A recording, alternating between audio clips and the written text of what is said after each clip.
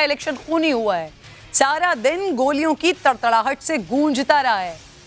सिंध के बल्दियाती इंतखाबात में दंगे फसाद की खबरें भी सामने आ रही हैं। कंदकोट में वार्ड नंबर 10 के पोलिंग स्टेशन में सियासी जमातों के कारकुनान में तसादुम हुआ। दोनों ग्रुप्स ने एक दूसरे पर डंडे बरसा दिए। झगड़ा, लातों और मुक्कों का आजादाना इस्तेमाल किया गया है। पोलिंग कुछ देर के लिए रोक दी गई है। पुलिस की इजाफी नफरी को भी तलब कर लिया गया। ये बहुत अफसोसनाक पहलू है, ये बहुत अफसोसनाक है। अब ऑब्वियसली जब किसी की जान चली जाती है तो फिर सियासी जमातों की जानिब से अपने कारकुन होने का दावा किया जा रहा होता है। ये हम सदियों से देखते आए हैं। क्योंकि ज़ियाउल हक दौर में हमने इस्लामिक जिहाद को प्रमोट करके देख लिया है और उसका destination is Afghanistan.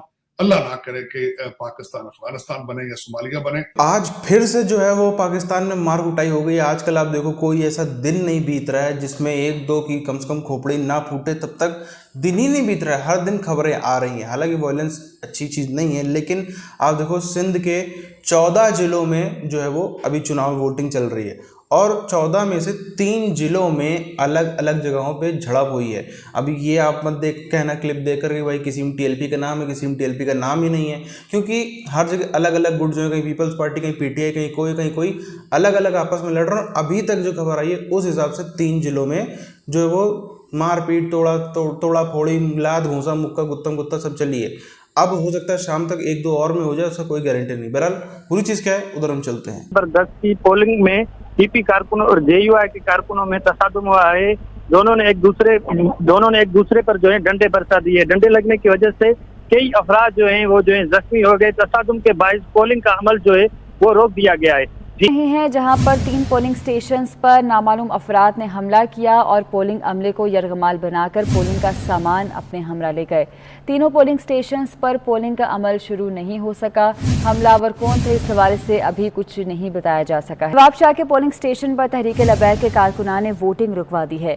Union committee 6 ward number 1 Nadir Shah dispensary polling station पर पोलिंग का अमल बंद कर दिया गया है। कराची में कौमी असम्बली की नशस्त ने 240 पर आज इलेक्शन हुआ और सारा इलेक्शन खूनी हुआ है, सारा दिन गोलियों की तड़तड़ाहट से गूंजता रहा है।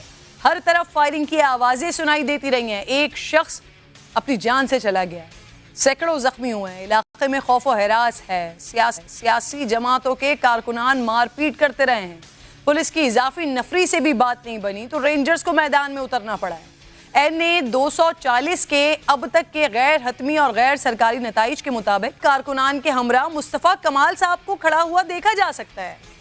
पुलिस ने जख्मी शख्स को अपनी तहवील में लिया था। फुटेज में ये बड़ा वाज़े, बड़ा साफ दिखाई दे रहा है। उसके बाद आखिर ऐसा क्या हुआ कि बुजुर्ग अपनी जान से ही चले गए? इस सवाल का जवाब सिंध हुकूमत को भी देना होगा, पुलिस को भी देना होगा। कंदकोट में मुसल्लह अफराद ने पोलिंग अमले को अगवा कर लिया। यूनियन काउंसिल ददड़ की पोलिंग स्टेशन टोड़ी में मुसल्लह अफराद ने हमला करते हुए फायरिंग भी की। मुसल्लह अफराद ने प्रिजाइडिंग अफसर समेत अमले को अगवा किया। बैलेट बॉक्स भी साथ ले गए। डाकू अमले को अगवा करके ले जा रहे हैं। यूसी ददड़ पोलिंग स्टेशन टोड़ी बंगलों पर पुलिस और रेंजर तलब कर ली गई है। पोलिंग स्टेशन टोड़ी पर पुलिस और रेंजर की भारी नफरी पहुंच गई है। पढ़ेंगे अहम खबर दें आपको। नौशेरो फिरोज के इलाके भरिया सिटी के वार्ड बंज भरिया में भी बल्दियाती इंतखाबात में झगड़ा, लातों और मुक्कों का आजादाना इस्तेमाल किया गया है। पोलिंग कुछ देर के लिए रोक दी गई है। पुलिस की इजाफी नफरी को भी तलब कर लिया गया कुछ देर के लिए। ताहम ये झगड़ा किस बात पर हुआ है, इस हवाले से अभी कुछ कहना कबल अज वक्त होगा। इससे कबल हमने देखा कि कंदकोट में भी 2 सियासी जमातों के कारकुनान के दरमियान झगड़ा हुआ था। ये वो शख्स है जिसे मारते हुए लेकर आ रहे हैं और बिल्कुल आगे ही मुस्तफ़ा कमाल साहब खड़े हुए हैं। वो कह रहे हैं कि ये कारकुन जो जाबाहक हुआ है ये उनका कारकुन है। इसी हल्के से नाज़रीन एक और सीसीटीवी फुटेज सामने आई है जिसमें एक शख्स को पोलिंग स्टेशन से बैलेट पेपर चोरी करते हुए देखा जा सकता है। ये फुटेज लांडी के जुनैद स्कूल 36B जमानाबाद की है। ये बहुत अफसोसनाक पहलू है, ये बहुत अफसोसनाक पहलू है। मुदस्सिर नज़ीर मेरे साथ मौजूद हैं। अब ऑब्वियसली जब किसी की जान चली जाती है तो फिर सियासी जमातों की जानिब से अपने कारकुन होने का दावा किया जा रहा होता है। ये हम सदियों से देखते आए हैं। इसके अलावा कारकुनान भी आमने सामने नजर आ रहे हैं। एक दूसरे के खिलाफ नारेबाजी भी की जा रही है और वोटिंग का अमल इस वक्त मुअत्तल कर दिया। अभी जो है वो दोनों जमातों के कारकुनान को जो है वो पुलिस की जानिब से कंट्रोल करने की कोशिशें की जा रही आते हैं। दोनों के कारकुनान आपस में लड़ पड़े हैं। कंदकोट के ये मनाजिर हैं। डंडों का आज़ादाना इस्तेमाल किया गया है, गाड़ियों को नुकसान पहुंचाया गया है, शीशों को तोड़ा गया है और एक दूसरे पर लाठी चार्ज किया गया है। डिवीजन में बल्दियाती इंतखाबात हो रहे हैं। पीपल्स पार्टी पीटीआई उम्मीदवारों को हिरासा कर रही है। इमरान खान कहते हैं सिंध के अवाम से अपील है कि पीटीआई उम्मीदवारों को वोट दें, जरदारी माफिया का सफाया कर दें। सब डिप्लोमेसी और फॉरेन ऑफिस, लेकिन अब खान साहब को बंदा कौन समझाए। मैंने कई दफा ये बताने की कोशिश की है कि खान साहब सबसे पहले तो ये बताएं कि उन्होंने 3.5-4 साल में ऐसे कौन से इकदाम किए हैं जिससे अमेरिका अपसेट होगा। आपने एक भी ऐसा स्टेप नहीं उठाया।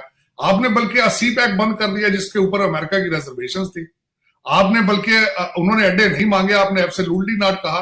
उसके बाद यह कि आज भी अमेरिका आपकी एयर स्पेस यूज कर रहा है।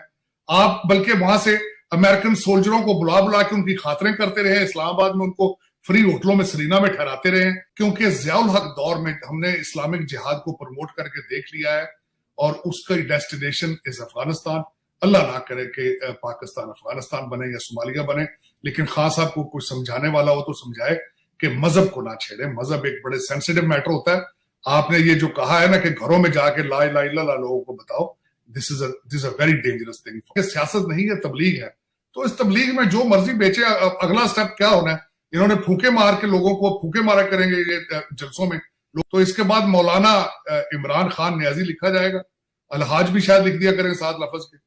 तो ये पाकिस्तान के लिए एक बहुत खतरनाक ये एक गड़ा खोद रहे हैं। ये बताने की कोशिश की है कि ये जो है ना सिर्फ ये कि बैरूनी ताकत, बल्कि जो वो ये कह रहे हैं कि एस्टैब्लिशमेंट, फौज और आर्मी चीफ सबके पीछे हैं, तो वो कह रहे हैं कि हाँ ऐसा है। नून लीग वालों ने ये सारा गंद अपने कंधों पे डाल लिया। उन्हें चाहिए था ना आते।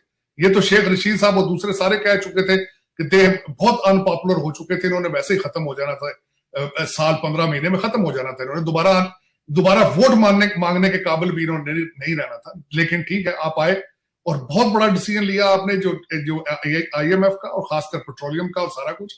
इसमें सियासी कैपिटल की जरूरत थी। हर रोज टीवी पे जो एंकर तो कहते थे अगले 36 कई दफा इसके देखे ना, पाकिस्तान के दिफा की जिन्होंने कस्में उठाई हैं, जिनकी जिम्मेदारी है, उन्होंने कई दफा इस पे ISPR ने कहा है कि हमने इसमें कुछ नहीं देखा। एलियान उमार इतना बड़ा कद काट नहीं रखती है अमेरिकन पॉलिटिक्स में कि उनके कहने से स्टेट डिपार्टमेंट हिल जाए या कोई पॉलिसी मैटर उस पे। एक तरफ तो आप देखो जितने पाकिस्तानी नेता हैं, top to bottom A to Z, कोई पार्टी ऐसी नहीं है इस समय पाकिस्तान में जो ये ना कहती हो कि खजाने खाली पड़े हैं, अब तो पाकिस्तान चलाने लायक रह ही नहीं गया है। हमारी जो अर्थव्यवस्था है, इसको बोलते हैं लोग, मईशत गड्ढे में चली गई है, पूरी ऐसी तैसी हो गई है। अब जो है वो गवर्न करने लायक देश रह ही नहीं गया है। जो थोड़ा बहुत है वो हमको IMF ने दबाव बना रखा है, कहीं चाइना ने दबाव बना रखा है, कहीं किसी ने बना रखा है। अगर इतनी ही समस्याएं हैं, अगर इतना ही वो कांटों का ताज है, अगर इतना ही जो कहते हैं ना अंगारों पे चल के जाना है, तो फिर एक सीट के लिए इतनी मार कुटाई क्यों हो जाती है? वैसा तो कभी नहीं होती। वैसे तो सब अपने अपने बिलों में घुसे रहते हैं। जिस दिन चुनाव होता है उस दिन आपस में क्यों लड़ बढ़ जाते हैं? आप पूरे, ये तो बल्कि पूरे कॉन्टिनेंट सबकॉन्टिनेंट की बात है ना। श्रीलंका में भी आप देख लो, बर्बाद हो गया, दिवालिया हो गया, सब हो गया, लेकिन जो प्रधानमंत्री है छोड़ नहीं रहा है कुर्सी। आखिरी तक भी आप देखो डटा रहा, उसने पूरा, उसका बल्कि परिवार पूरा डटा रहा कि नहीं छोड़ूंगा नहीं मैं, बर्बाद होता हो जाए। इसका मतलब ये है कि भाई कुर्सी में वहाँ बैठ के कम से कम कुछ तो कर सकते हो आप, तभी पावर है, तभी आप उसको छोड़ना नहीं चाह रहे हो। आपकी अपनी मक्कारी है। और हिंदुस्तान में भी ऐसा हम लोग नहीं कर सकते, कोई पार्टी ऐसी नहीं जो ना कर सकती। लेकिन एक नेता है हमारे आदरणीय केजरीवाल जी, उनको जितना रोते हुए देखा है उतना शायद किसी नेता को आप सबने हिंदुस्तान में नहीं देखा होगा। क्योंकि मोदी पैसा ही नहीं देता है जी, और यही नहीं होता है जी, वही नहीं होता है, ये पावर छीन ली, वो पावर छीन ली। अब तो कम से कम एक फुल स्टेट मिल गया है पंजाब का। उसके बाद अभी भी आप देखो, जो वो था ना कि हमको तो बड़ा लाचार है विक्टिम कार्ड खेलना, उसमें भी कहीं से रोक नहीं आई है। बहरहाल आप इस चीज़ को देखो, कल भी जहाँ पर जो आपने वो धमाके वाला वीडियो देखा होगा पाकिस्तान के अंदर, वो भी उसका भी अभी जो वो कड़ियाँ खुल रही हैं वो भी यही खुल रही कि वो कोई BLA का ब्लास्ट नहीं था, वो भी एक पॉलिटिकल ब्लास्ट ही था। क्योंकि वहाँ पर भी जहाँ पर हुआ है उस एरिया में भी आज वोटिंग हुई है, तो वो सिर्फ उनके वोटरों को डराने के लिए, सामने वाले विपक्ष के वोटरों को डराने के लिए एक पैतरा था, इससे ज़्यादा कुछ नहीं था। आप भी क्या राय है नीचे कमेंट करके बताइए। मिलते हैं आप सारे वीडियोज़ में, तब तक के लिए जय हिंद।